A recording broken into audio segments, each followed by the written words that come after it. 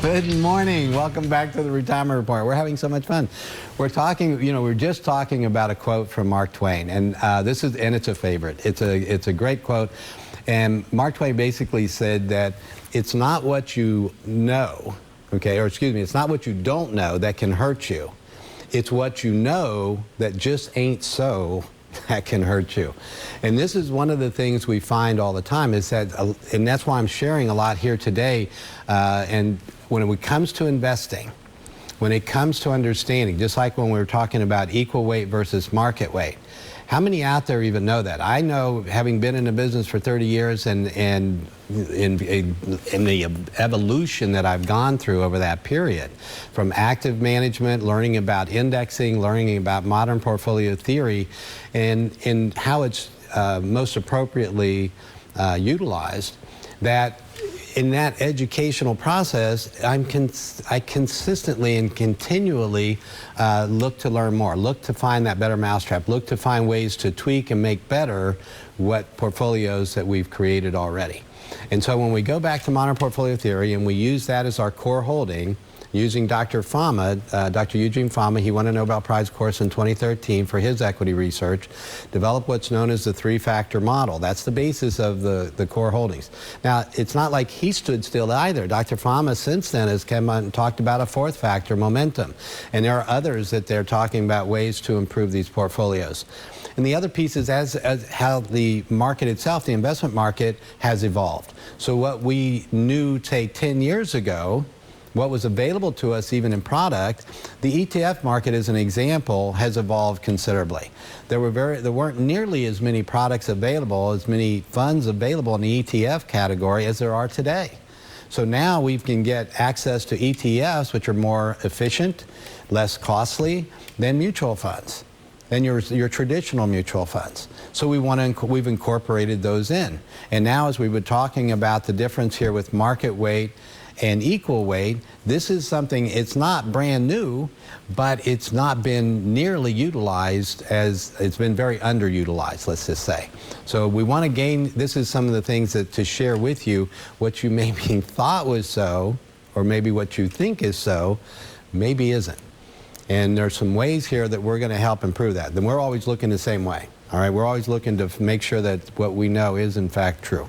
And Jeremy, this is one of those areas we're talking about, the market weight and equal weight. And just before the break, I mentioned about the history here.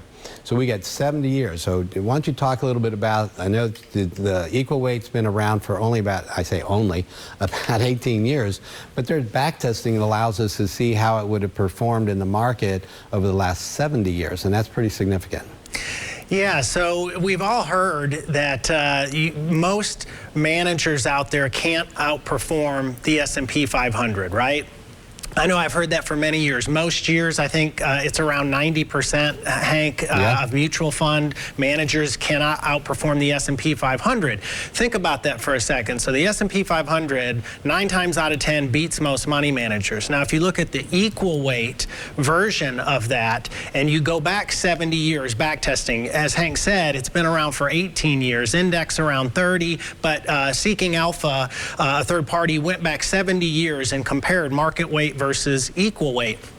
Over that 70-year period of time, equal weight would have produced a 2% per year greater return.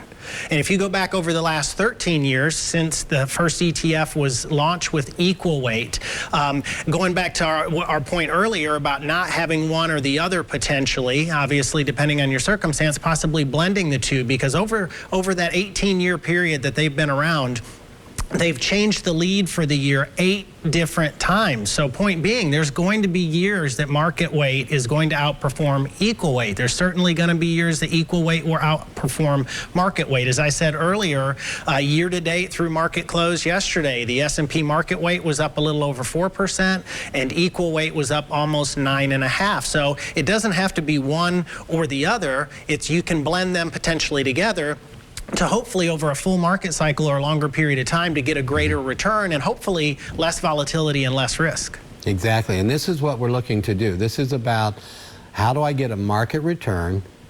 Right, to go out and chase trying to beat the market, that's what active managers typically do. And as Jeremy just said, yes, about, they're not very successful at that. In fact, they're not successful at all. There may be some unicorns out there. If you've got $100 million, you might get to sit down with one of them. But for most of us mere mortals, we recognize the importance of indexing. And in fact, if you look at some of the biggest, most well-known investors in the world, people like a Warren Buffett, Carl Icahn, before he passed, Jack Bogle with Vanguard, they'll tell you all the same. When asked, in fact, Tony Robbins did interviews with all these investment giants, and Ray Dalio is another one. With billions, even trillions of dollars that they manage, and they're saying the same thing. When he asked the one question, he says, what would you recommend to a family member or friend that didn't have $100 million to put into your investment pool? And to a man, they all said the same thing: indexing. Buy an index fund, buy index funds. And the S&P is a starting point, and as Jeremy said, it outperforms 90% of managers. And of the 10% that maybe outperform the S&P, it's not the same ones. It's not through skill, it's just through luck. We know that because when we look at the research and compare the top money managers over a given 5 or 10 year period, and then compare their performance over the subsequent 5 or 10 year period, we see them underperform the market. So it lets us know, we know that they just happen to get lucky and have the right mix at the right time, and that the index outperforms. Now, having said that, the index is also very volatile. So you got tremendous amounts of swings ups and downs. That risk, most people are not going to be as comfortable with, even though over the long term, that could pay off. So what we want to do is, well, how can we hit that same type of return? Well, the portfolios that we talk about, utilizing the core portfolios, the model portfolios, utilizing modern portfolio theory, right? If we look at a 50-50, or better yet, a 60-40, which is one of the ones we use most in my practice, that 60-40 portfolio over the last 20 years outperformed the market. Okay, not by a lot, and we were just looking to get a market return, but it's up a little bit. The 50-50 is just under, and so that's showing modern portfolio working, modern portfolio theory working. And so now, how can we make it even better? All right, how can we improve upon that? And what we're doing is just tweaking. Things like an equal weight index is a way that now we can capture some additional return in certain market conditions, right? That's where it outperforms the market weighted index. And at the same time, when you have one that's up and one's down, that is smoothing out volatility. So those are the goals, and that's what we're sharing with you today. And Jeremy, when it comes to the market weight index, or excuse me, the equal weight index, here again, I don't know. In fact, short of Virtue, that was the first time I became aware of equal weight being utilized in portfolios. I have not, and I deal with hundreds of clients every year coming in, new clients coming in. New people that I'm talking to all the time, and I have yet to see it being utilized in any other, through any other broker-dealer, through any other portfolio. I haven't seen it in any company plans, so this is very underutilized. And in looking at the research, wow, I mean, a 2% average return, outperforming over that 70-year period by 2%, that's tremendous. That's very significant. Yeah, it absolutely is. And again, it's not one against the other because market weight can do well. But to bring it into a little bit more perspective, if you look at the top 5 companies in the market weight S&P, those top 5 companies have the same weighting as the bottom 370 companies.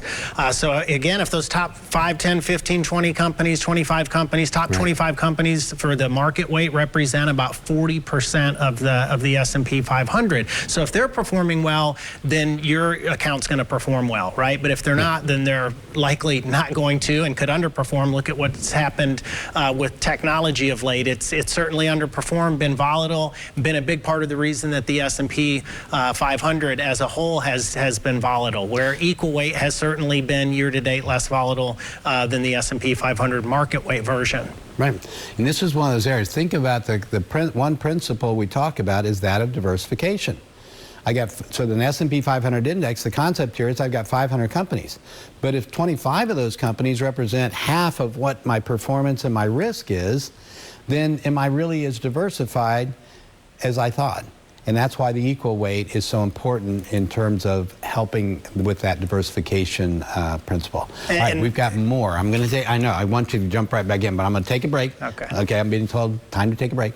But we'll be right back. And when we do, I'm going to jump right back over to Jeremy for more on the equal weight index and how important that is in a portfolio. And also, you know, it's just like anything, it's like a recipe, right? You need a certain ingredients, but you also then have to, what proportion? Okay, we'll talk about that a bit when we come back. Join us here. We'll be right back on the Retirement Report. The time has come to enjoy your golden years, but have you saved enough? I'm Hank Parrott. Don't just survive in retirement.